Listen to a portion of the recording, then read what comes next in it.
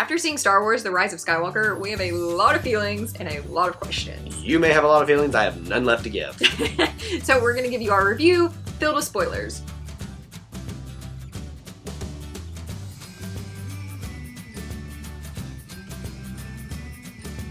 Welcome back to Eye to Eye, Disney Through Our Eyes. I'm Kyle. And I'm Jessica. And in this edition, we're going to be discussing spoiler territory for The Rise of Skywalker. We have two challenges, Jessica, as you can tell with my voice. Challenge number one. Challenge number one, Kyle is sick, and he's got to somehow make it through this. Okay. Challenge number two is we have to find a way to put together a semblance of discussing this and do this in a shorter video. So they had to make a 4-hour movie into a 2.5-hour movie, essentially, for The Rise of Skywalker. We've got to compress that down to less than 20 minutes. Because we're definitely not going to do something that long. Challenge accepted. It's going to be a challenge, maybe accepted. I mean, we're going to have to leave out a lot of parts. Challenge will Let's not be completed. Honest. So again, this is your spoiler warning. If you have not watched our spoiler-free review, please go over and do that. It is safe over there. This is not safe for you if you've not seen The Rise of Skywalker. So final warning, get out now. So this is going to be Jessica's 60-second plot review. Good luck, honey. Are you ready? No. Too bad. Here we go. So Kylo Ren has to go into this little cave thing at the beginning of the movie, and I'm not sure why, but he goes down in this cave and he realizes that Senator Palpatine is down there, but I already thought that Senator Palpatine was dead, but obviously he's not. So then he finds this little triangle thing, and I'm not sure if that's where he found it. I actually can't remember. But he finds this triangle thing, and he has to go, and the triangle thing connects him to something that's bad or good, or I don't know. But then Rey and her team, they've got to go find the other triangle thing because there's only 2 of them made. And something they have to use these little books that Luke gave her, those Jedi books. They're important, like with the Bible or something. 30 seconds. And then Chewie gets captured, and then they think Chewie's dead, but Chewie's not dead. And then C-3PO has to be his brain has to go changed and stuff, and they have to reroute his riders, and then he turns bad, but he's really not bad, and then Leia dies, and R2-D2 cries, and that was really sad. And then Ben, he becomes Ben again, he tames Kylo Ren, and there's a big fight, and then Rey kills Senator Palpatine, which I already thought was dead, but he wasn't dead. And then Rey and Ben kiss because he's back to being Ben, and then Ben dies. Well, I think you could have had a few more things left in there, but hey, you got it in under, a minute. That's impressive. And, did I hit all the points? No. I was laughing too much at Leia dies, R2-D2 cries. That one, I lost everything on there and lost concentration in my sick brain. And that moment, that was very good. That's probably one of your best moments here on the show. Really? Why? Leia dies, R2-D2 cries, as my voice cracks. It's kind of like, that show The Office where Kevin's like, why say a lot of words? Small words do trick. That's what 60-second review is. I've got to just smash it in. Hey, more power to you because you there was a lot of death in this movie. There's a lot of feelings. No, Senator Palpatine, Leia, C-3PO essentially dies. No, he didn't. Hang on! His wires die, but then we rewire him, so he's an iffy. Kylo Ren, aka Ben. That's a lot of deaths. So do you count 2 deaths there? That's 3. Senator Palpatine, Leia, and Kylo Ren. But you can count 2 there, Ben Solo and Kylo Ren. No. He's one person. Whether he's evil or good, you're still one person. A lot of people in the battle died as well. How about that? General Hux died in this one. Oh, yeah. I forgot about him. I'm the spy. Wait, right. Okay, let's talk about that. Can we talk about that? Is that a good area to start on? Well, yes, because you mentioned it. Okay, go ahead then. I didn't know that's where we were going to start in this discussion. First of all, let's be honest. From The Last Jedi, I had already forgotten about General Hux. Senator Hux. General Hux. There's no senators anymore. Oh, okay. Senator's dead. Well, in my mind, they might be still alive. So, he was so important in the beginning of Last Jedi. Right. And then he was still here, and I was like, oh yeah, he's alive. Because a lot of people die in Star Wars, and you don't know about it. So... I mean, it is the War of the Stars. Right, so that's what I'm talking about. A lot of people to die. So then when he was alive, and then I was like, oh man, he really is evil, because he just looks evil. And then, when he came out, and he was like, I'm the spy, I was like, you've got to be kidding I will me. say this, I saw it coming telegraphed a mile away. It was obvious, because... They had the new guy that was the lead guy with him. I forget his name. Yeah. Gosh, why is it? It doesn't matter. It's escaping me right now.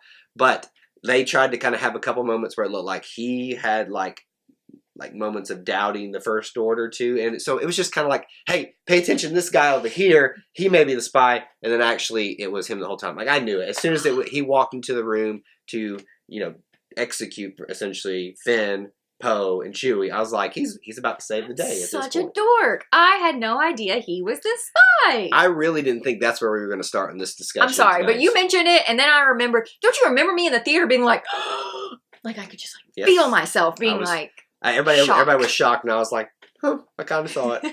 Okay, now you get to pick where we go. Okay, so how about this? Let's just start right at the top here with the story. Okay, so we've talked about in our spoiler-free review plot holes. Yeah.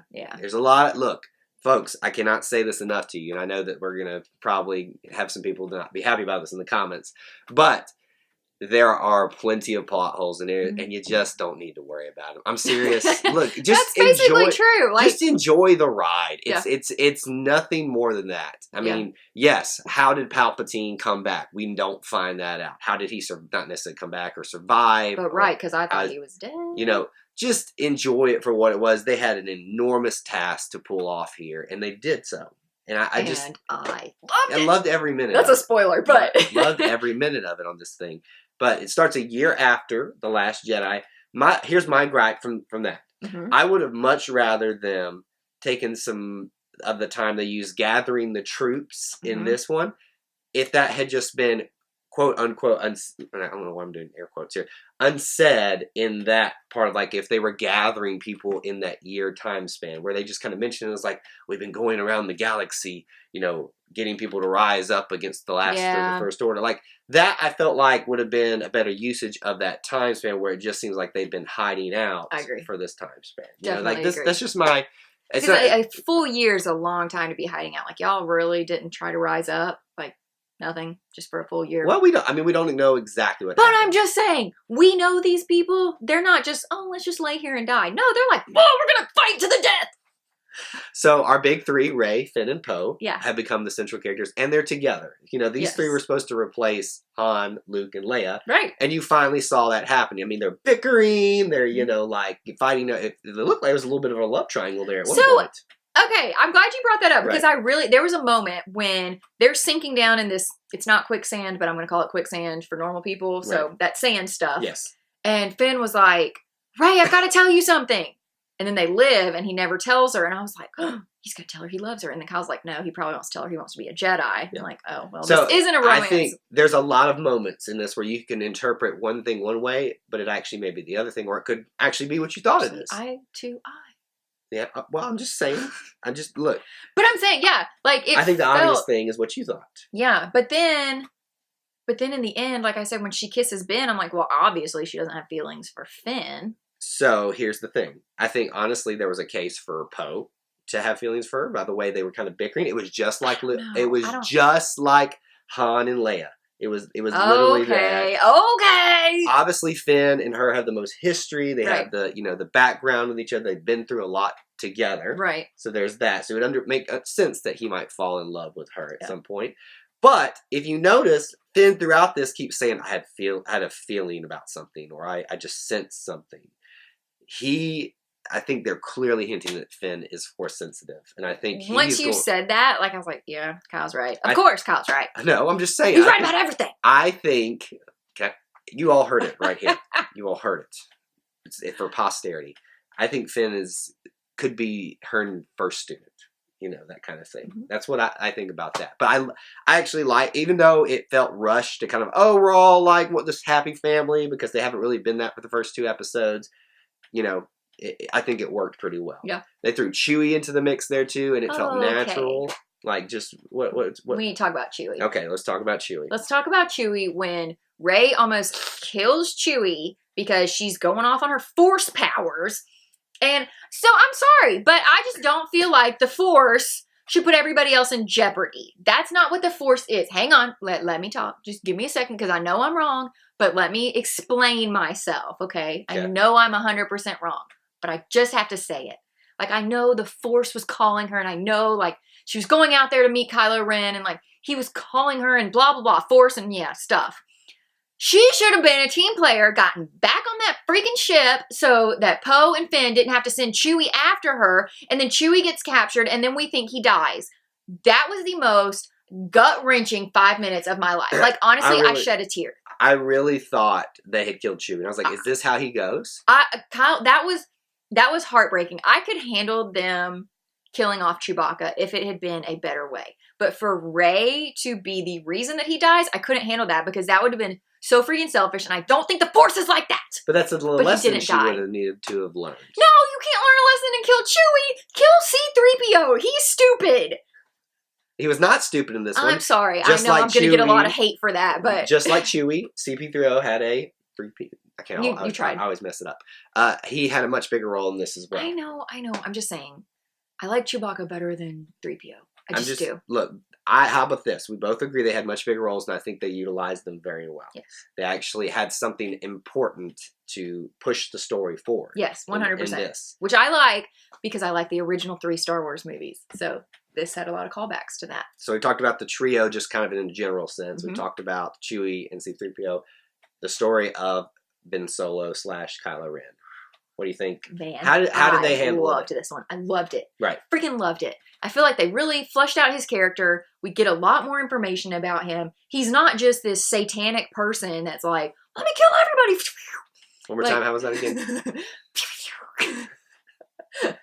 Like, we see the conflict within him. We see that, like, he's... You didn't see it in the last 2 episodes? No, I 100% did. Don't get me wrong. But I feel like it was a lot more palpable in this one. Like, you could tell. Palpable like Palpatine? Exactly. Gosh, I thought you were going to, like, roll your eyes. You actually went with me on that one.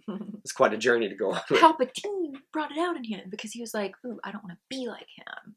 Okay, since you brought it up. But I think, sorry, I'm really sorry. But I think it's because he had to kill Rey. Because Palpatine was like, bring me the girl, kill her, blah, blah, blah. What do you think, since we're talking about palpable Palpatine, he's back. Yes. The Emperor. He's there. Who knew? How about some creepiness factor in that? Kyle, his eyes. Did you about lose your mind? They went for the straight up, like, when we think about the dark side and the Sith, we always think of evil and stuff like this, but we don't really think of, like, horrific. And they went straight horrific with this, with the whole satanic worshippers in the background, the chanting, when the imagery, lights were flashing. And just all of that. Like, and you really, truly understand that the Sith weren't just dark side users. They were truly evil. And how they were able to corrupt everybody. I mean, I liked that they went that far with the Sith / Palpatine, because just somebody obviously I know a lot about Star Wars, but I don't know everything.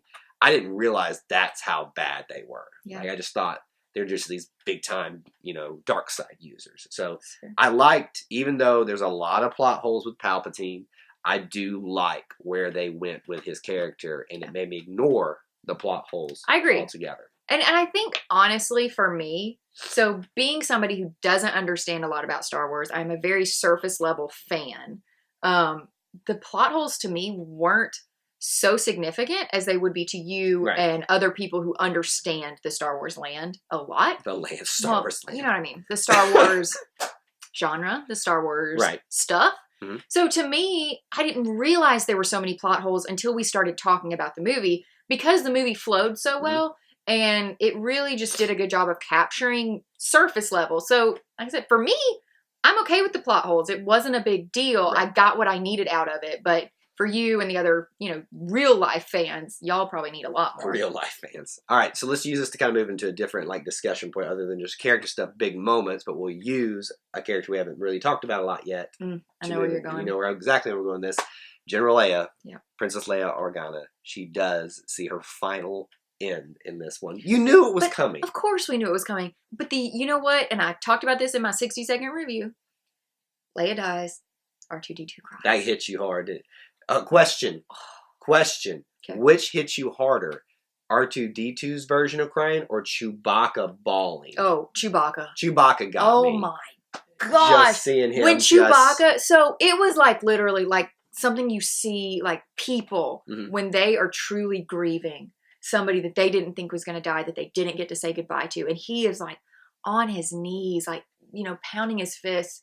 This movie, it will make you cry so freaking much. I kept looking over her in the theater, and I just kept seeing tears well in her eyes. I don't know if I ever saw a true one come down. I kept it together because I was sitting by somebody I didn't know. But she had some. Gosh! But now that R2-D2 That's sad. That But sound. gut-wrenching is Chewbacca when he just balls for her. And it's just, you really... Because you think he didn't get to say goodbye. Well, and it's not he just didn't know that. she was going to die. Think about it. He's watched his friends die. He's watched All his best of friend them. die. He saw him get killed. Yeah. He was, he left Luke before he died. Never got to really have a reconciliation. Not reconciliation, but just a final time with him. Yeah. Same thing with Leia. He's off doing something else and she passes. then we know how Han died. That's what I just said. His best friend Han at the beginning of that. Did you miss that part? Sure did. No, Apparently wasn't listening. Right over her head. So Leia is gone. What did you think about how they used the old footage that they had that was unused?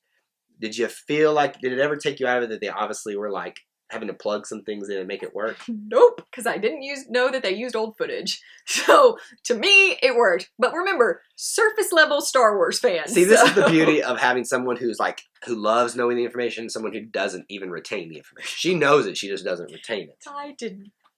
But so it didn't take you out of it. Not at all. Okay. There was one, I can't remember the sentence or anything she said, but I remember one moment where I was like, ooh, I can tell that they had to really work to squeeze that one in. But for the most part, for the amount of screen time she had and they made it work within the story, I thought it was beautifully done. The only time that I could tell that there was a stunt double, a body double, was when Rey was hugging Princess Leia. Yeah. That's the only time I when I actually thought, ooh, this wasn't a scene that was done before. Yeah, that's fair. It was her hair. Like, you could tell that it was like a wig, and it was just completely different. So, but hey, look, well done for having to not only tie up an entire saga, but to have to deal with the death of the actress. In that, well done, J.J. Abrams. I thought you guys did, but beautifully. My preference was that she didn't die, and then she just kind of go off into the sunset.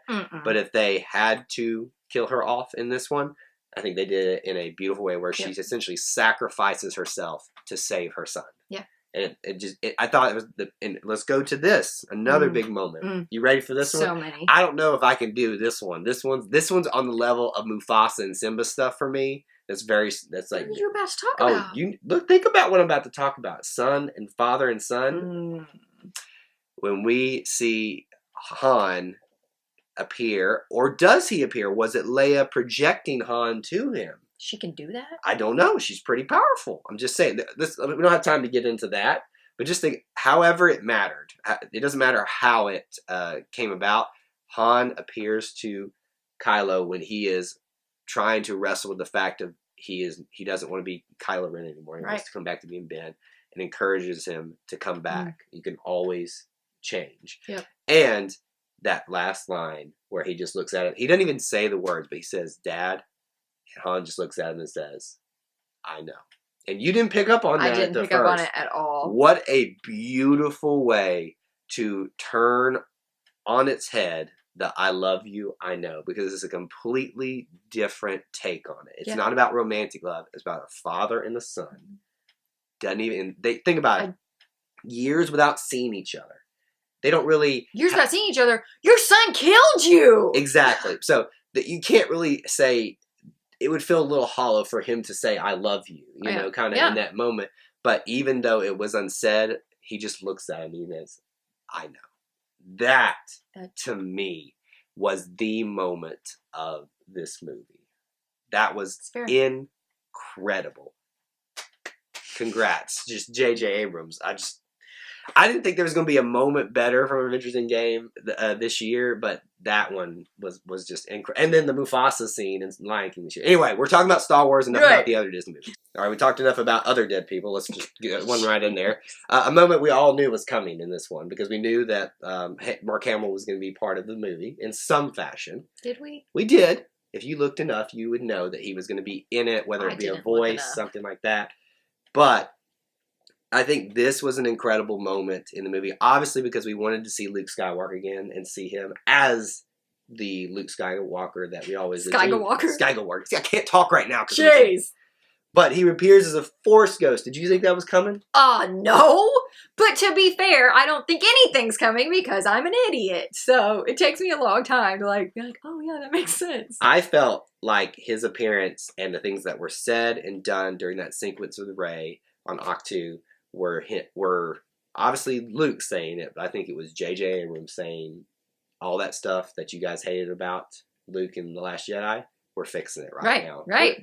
I personally, I don't know how much more obvious you could have been than that, because he says literally, "I was wrong in the way I behaved in the last time," and in that way, he takes the role of the teacher and becomes just even greater. I mean, how awesome was it to see him lift the, I mean, it was awesome to see him stop the lightsaber from going in the fire, but to lift the, the entire X-wing up out of there. It was like everything that we didn't like to see in The Last Jedi was completely retconned, because I mean, it's still there, but it made it meaningful now. Yeah.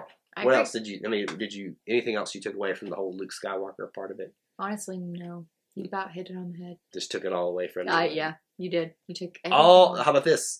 All the Jedi voices that Rey hears. So I was thankful that you were sitting beside me, because there were some voices that I knew, but I couldn't place them without Even though you faces. got mad at me for talking to you the entire time? Well, because you were talking a lot.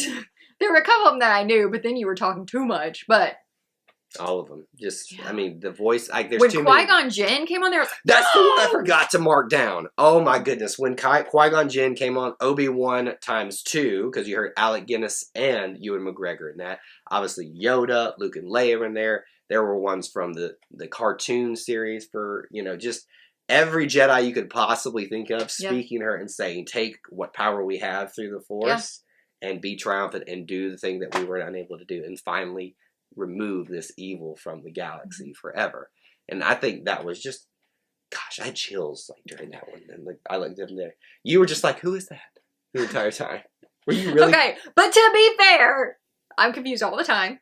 So when we go see this again next week, I'll do better. Well, this time you'll actually be able to pay attention. Exactly. I'll be looking for those plot holes that y'all keep talking about. We visited a lot of different places throughout this. Did you have a favorite one?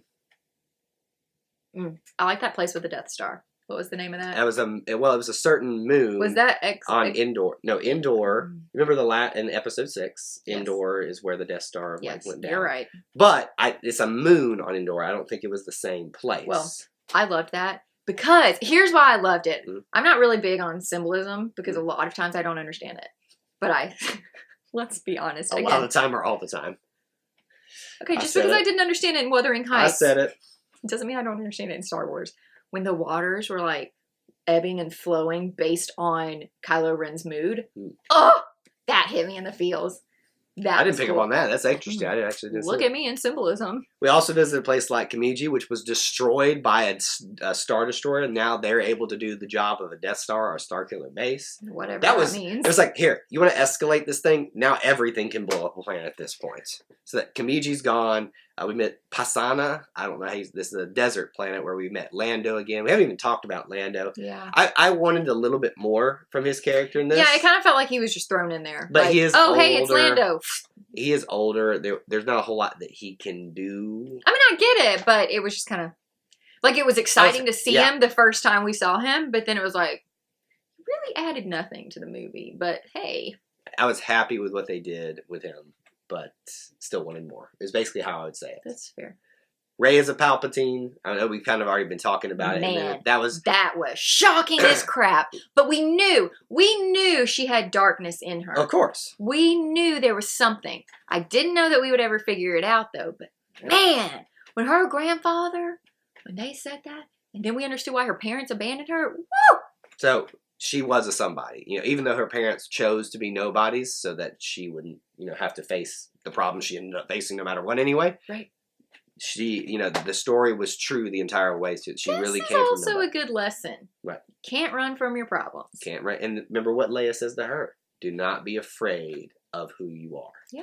Because who you are in your past doesn't define you. Exactly. It's about the choices you make afterward, and I think that's the lesson that you learn. All these lessons. All of them bring in here. All right, wrap it up. You know what? Actually, how about this? We're not going to talk in detail about the ending. We probably should do that another time. Okay. But that final battle between all of the universe, basically, and the final order, as they were called, and then obviously in the throne room, the new throne room with Ben Solo and Rey. I mean, just give me your impressions and takeaways of that. Okay, so my favorite thing ever, maybe in all of Star Wars, was when Rey had the one lightsaber and she's going at Palpatine, you know, and he like used all those things and there's like lightning coming at her. Right.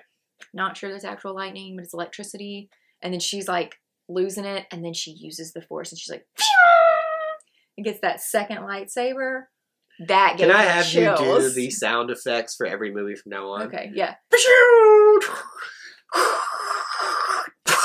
That was pretty intense. I was wondering, because you know they had to get rid of him in this movie, so I was wondering how they were going to be able to truly do it. And you literally see him incinerated throughout all of that. I mean, it was a little gory for Star Wars. Star Wars has no gore in it usually. Like it's like you see that people die, but it's not usually, you know. I mean, someone's severed head got thrown on a table at the very beginning. That was kind of funny, but it wasn't like goopy. It wasn't like ugh. It was just a head. I'm just saying. If you can't eat dinner with a head on your table, then I don't know what you're doing with your life. What is going on in your life that I don't know about? Oh my goodness. I'm teasing. The final scene. Final scene. Rey takes the name Skywalker and buries Luke and Leia's sabers as we see them in a very faint Force ghost together. And the twin sons, too. And when that lady said, "What's your last name?" or something to that effect, yes. "Who are you?" When she said Skywalker, I was like, yes, you are. So I think this leads... Yes, it just hit me. Yes, you are. Last thing I want us to ponder here before we leave. The title, The Rise of Skywalker. What does that mean to you? To me, it means Rey rose to the occasion. While she's not a by-blood Skywalker, but you know what? Maybe I'm wrong. Okay, so now I got a new theory. So I think it's Rey, like literally rising up to the occasion. She was taught by both Luke and Leia. Mm-hmm. So she has no family, essentially. She is their family. They are her family. She has family. There's the most evil person in the universe. Okay, well, you know what I mean. She wasn't raised by them. Right. So she rose up. She rose up to the occasion. But now I'm thinking, and then I thought, well, maybe it was the rise of Skywalker, like, well, Leia rose up to be, you know, dead, passed on. But then what I just thought is maybe the rise of Skywalker, because Kylo Ren / You are stealing mine. You are stealing mine. So look at me, like, thinking about things. He's actually a Skywalker. Like, he rose up. He turned from the dark side. That's what the rise of Skywalker is. It has nothing to do with Rey. She's stealing mine. It's all about Kylo Ren. I had no idea. I'm so proud of myself. I would give myself an A for this.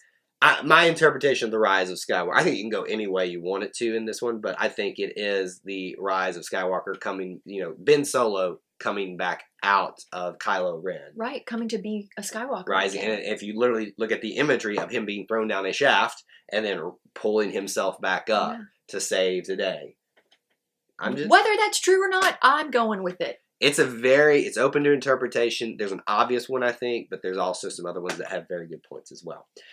We just mashed, again, as I said, a 4-hour movie that was smashed into 2.5 hours into about 20 minutes or so of discussion here.